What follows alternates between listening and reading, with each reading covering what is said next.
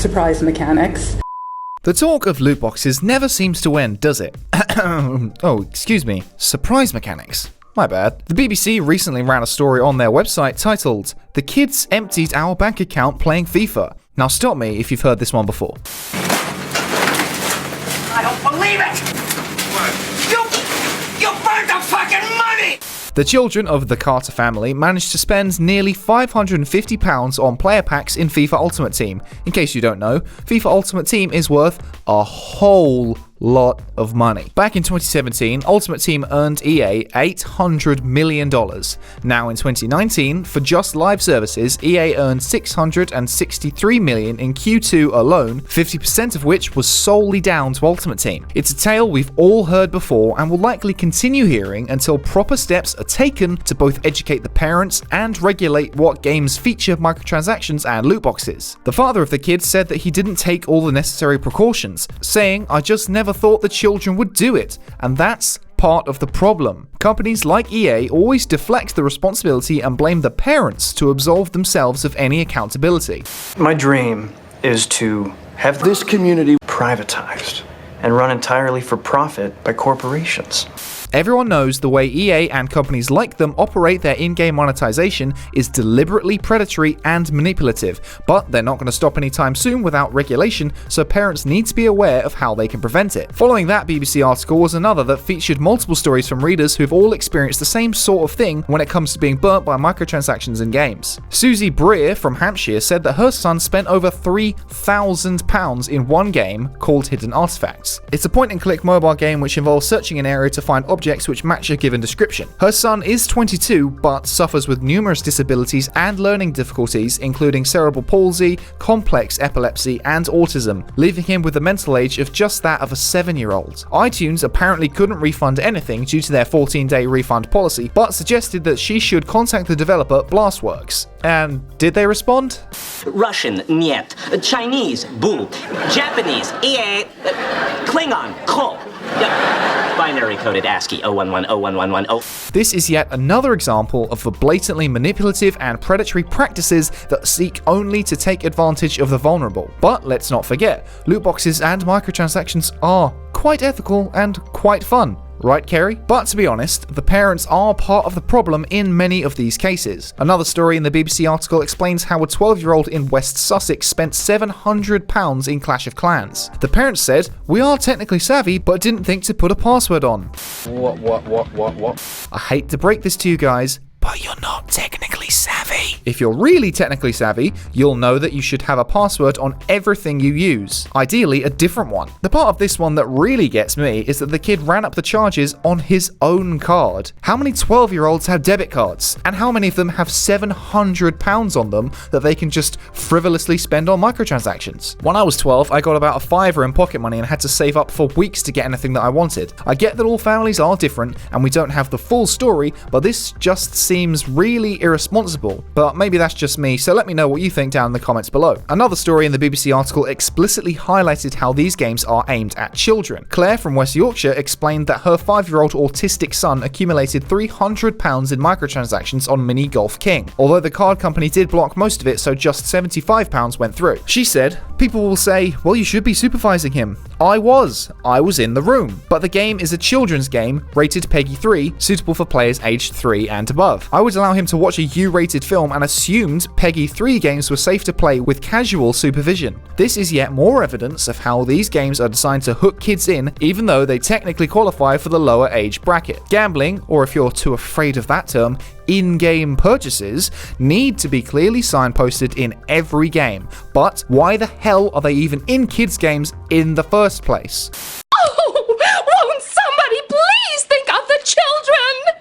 Tom Watson, the deputy leader for the Labour Party in the UK, shared the original article about FIFA on Twitter, saying, "This alarming case of children racking up huge debts on FIFA highlights considerable fears that gaming is a gateway to gambling, with boys and girls hooked in at ridiculously young ages by loot boxes. The case for tighter regulation is overwhelming." Now, this one's not entirely perfect because it does sound a bit like he's demonizing gaming as a whole, but if it helps lead to tighter gambling regulation in games, I think I can let this one slide. We're reported on the story a while ago that US Senator Josh Hawley was proposing a bill to regulate loot boxes and pay-to-win microtransactions in games aimed at minors. This one wasn't entirely perfect because many of the definitions were very vague and would include any game published ever, but it's still a step in the right direction. We also had the Department for Digital, Culture, Media and Sport discussing loot boxes and their gambling implications recently. That's where we got the now iconic comments from EA's VP of Legal, Kerry Hopkins, about the aforementioned surprise mechanics.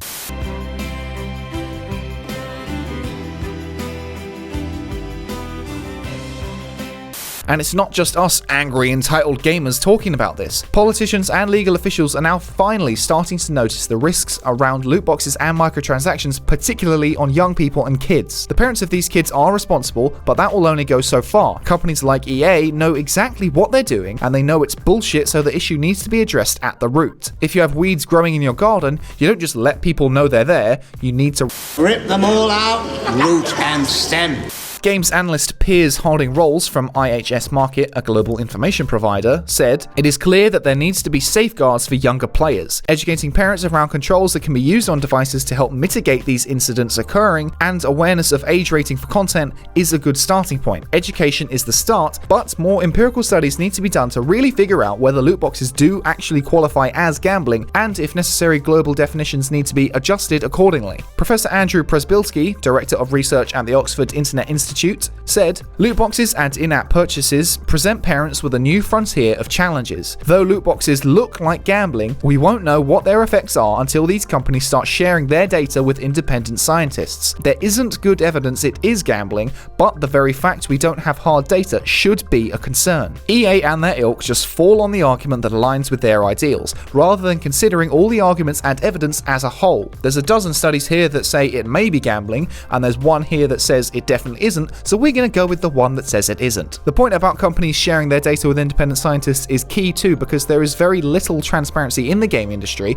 and there's so much secrecy, and it just creates problems for the consumer while protecting and helping the company themselves. Once we have more research and verified evidence, these companies will finally be forced to sort their shit out and stop pissing on the consumer and calling it rain. One user on Reddit named Russell Coward claims to have worked in the gambling industry. The gambling industry has vigorous regulations in place to prevent this kind of thing. We were constantly audited, both our math and code, to ensure the house edge was fair. We had to display gambling addiction information on our website and in our games. On top of this, we had to implement fraud prevention to ensure people had not been using stolen credit cards to play. Also, ID checked players, randomly asking them to send a photo of themselves with ID to prove age. These companies seem to be getting away with anything. No audits taking place, there is no regulations, and children are allowed to gamble as much as they can afford. Solution: each games company using loot boxes should be audited by a third party that has been approved by the European Gambling Commission. Also, only players over the age of 18 should be able to play. If a gambling programmer is telling you that your gambling systems are bullshit,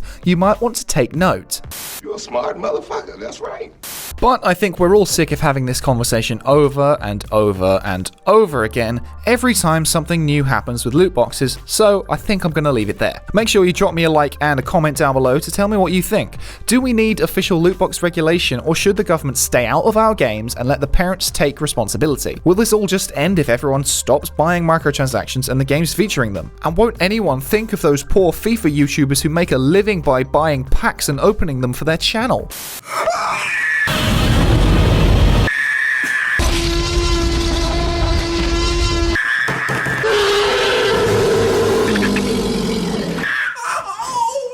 If you like the content and want to help us make it, head on over to patreon.com/prettygoodgaming, where for just $1 you'll get access to our Discord and early access to our weekly podcast. I've been Henry, this has been Pretty Good Gaming, I'll catch you next time. Bye for now.